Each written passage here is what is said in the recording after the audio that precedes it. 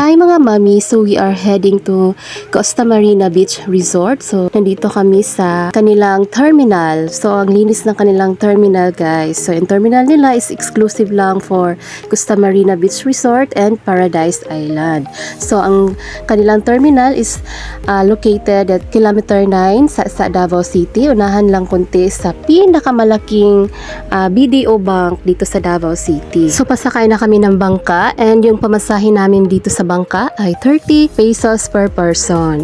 So this is our family bonding kasama ang mama ko, mga kapatid ko, and syempre mga kids. First time nga pala namin pumunta sa Costa Marina Beach Resort mga mami and we are so excited. Ang palagi kasi namin pinupuntahan mga mami ay ang Paradise Island. Syempre mas mas popular kaysa sa Costa Marina. But syempre marami din ako nakikita na mga post sa Facebook na maganda daw talaga ang Costa Marina and magkatabi lang kasi ang Paradise Island and ang Costa Marina. This is our first family bonding in 2026 so dapat memorable talaga. Napansin kong parang balisa si Kuya Prince dito. Hindi ko alam anong nangyari sa kanya, parang nahihilo. Ayan, bababa na kami and we are so excited to see the beauty of Costa Marina. Sa totoo lang, pagbaba mo pa lang ng bangka dito, pagbaba pa lang namin ng bangka dito, sobrang na-amaze na ako sa ganda ng nature talaga. Since ang daming punong kahoy,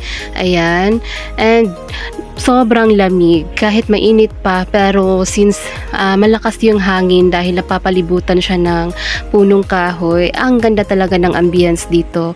Lahat kami ay nagagandahan. Oo nga pala, yung entrance fee pala dito ay 350 per adult and 250 below 10 years old to 4. So, 4 below yung age ay walang bayad. Yung mama ko sobrang gandang-ganda dito. Naisip niya na pwede ba siya daw mag-apply ng hardinera dito.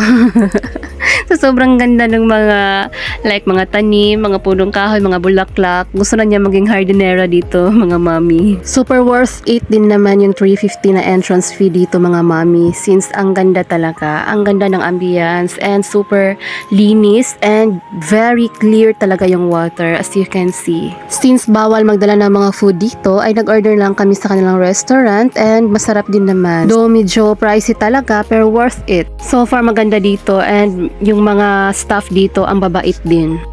So ito na yung pinakahihintay natin. Pinakahihintay ng mga kids ay ang maligo. So hindi lang mga kids, pati na rin yung mga adults talaga. Sobrang sarap liguan dito mga mommy. Actually, mainit yung sinag ng araw pero hindi mo mafe-feel yung init talaga since napalibutan dito ng mga punong kahoy. Mas mafe-feel mo talaga yung malamig na simoy ng hangin. So yeah, as you can see, sobrang ganda. Nature lover talaga kami. As you can see. Ang sarap sa feeling na makita yung mga kids na masayang naliligo sa dagat. As you can see, sobrang enjoy si Baby King, si Ate Princess. At hindi lang sa pagliligo ng dagat yung pwede maging libangan dito, kundi meron din silang mga kids playground dito, mga mami. So mag-i-enjoy talaga yung mga anak natin dito.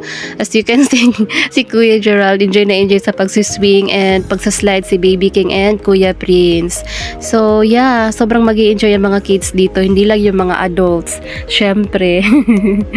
And yeah, hindi pwedeng walang picture.